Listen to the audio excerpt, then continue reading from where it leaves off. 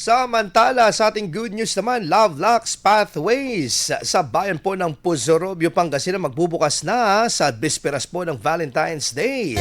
Ikwento mo ang good news na yan na Idol Maya. Till death do us part na pangako, aba, halika na't isabit na rin yan sa isang kandado.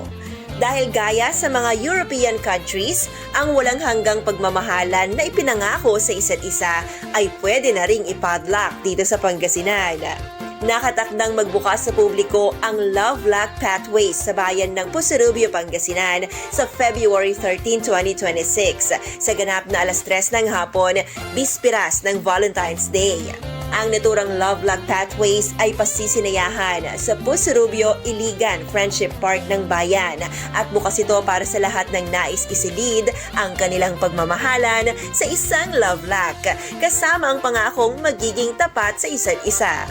Ang unang 88 na pares na magrirehistro sa kanilang official link ay mabibigyan ng libreng padlock. Kaya naman inaanyayahan na ang mga mag-asawa, mag-partner at mag-jowa na makiisa sa kauna-unahang Love Lux Pathways sa bayan ng Puzorobio.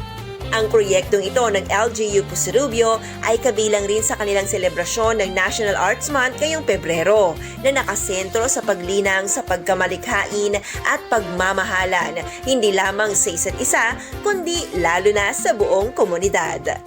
Yan ang ating good news. Ako po si Idol Maya, Tatak IFM. IFM News. IFM News.